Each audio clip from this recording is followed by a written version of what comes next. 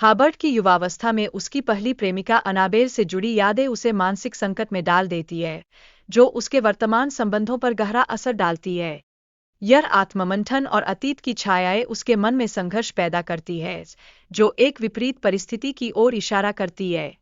जैसे जैसे हाबर्ट और लोलिता के बीच का रिश्ता धीरे धीरे विकसित होता है, हाबर्ट को अपनी भावनाओं का सामना करना पड़ता है। यह स्वाभाविक प्रक्रिया है, जहां व्यक्ति अपने हृदय के भीतर उठती भावनाओं और जिम्मेदारियों का विश्लेषण करने की कोशिश करता है। इसके अलावा हाबर्ट का साहित्य में रुचि रखना और किताब लिखने की प्रक्रिया उसके जीवन में एक नया मोड़ लाता है। यह न केवल उसके व्यक्तिगत विकास को आकर्षित करता है, बल्कि उसकी मौजूदा स्थिति को और जटिल बनाता है, जिससे वह अपने भीतर के द्वंद्व में और उलझता है। लोलिता, जो अपनी मां की भावनाओं का इस्तेमाल करके अपनी इच्छाओं को पूरा करने की कोशिश कर रही है, अपनी मां को यह समझाती है कि उसे दूसरी स्कूल नहीं जाना है। यहाँ यह दृष्टांत महत्वपूर्ण है, क्योंकि यह दिखाता है कि कैसे रिश्तों में मैनिपुलेशन की भूमिका होती है। हालांकि चार्लोट अपनी बेटी की खराब आदतों से परेशान होकर उसे दूसरी स्कूल भेजने का निर्णय लेती है। यह निर्णय न केवल मां बेटी के रिश्ते को प्रभावित करता है, बल्कि एक नई चुनौती भी उत्पन्न करता है, जिसमें परिवार के भीतर की समीकरणों का पुनः मूल्यांकन करना पड़ता है। चार्लोट और एबर्ट के बीच की जटिलता भी कहानी का एक महत्वपूर्ण हिस्सा है। एबर्ट चार्लोट के साथ रहने के लिए मजबूर है, लेकिन उसकी प्रेमिका की बेटी के प्रति भी उसे लगाव महसूस होता है, जो उसकी आंतरिक दुनिया को और जटिल बनाता है। इस कड़ी में मां का अपने बच्चे को छोड़ने का निर्णय उसके मानसिक संघर्ष को स्पष्ट रूप से दिखाता है। यह निर्णय उसके जीवन के दुर्लभ और तनावों का परिणाम है, जहां वह अपने व्यक्तिगत संकट के बीच एक कठिन फैसला लेने पर मजबूर होती है। मुख्य पात्र का अपनी बेटी से जुड़ने की कोशिश यह दर्शाती है कि वह अपने अतीत से कैसे भागना चाहता है। यह कहानी के केंद्र में एक महत्वपूर्ण तथ्य है, जिसके द्वारा हाबर्ट की भावनाओं की जटिलता और सामाजिक अपेक्षाओं का संघर्ष सामने आता है। कहानी में अन्य पात्रों के माध्यम से रिश्तों की पेचीदगियों का चित्रण होता है।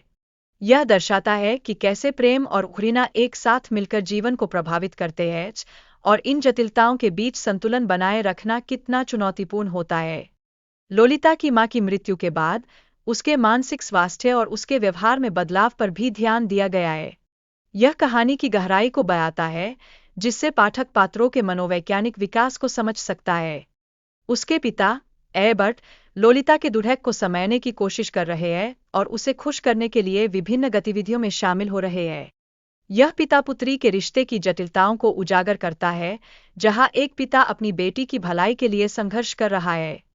लोलिता के स्कूल में उसके खराब व्यवहार और साथी छात्रों के साथ उसके रिश्तों के बारे में चर्चा की गई है।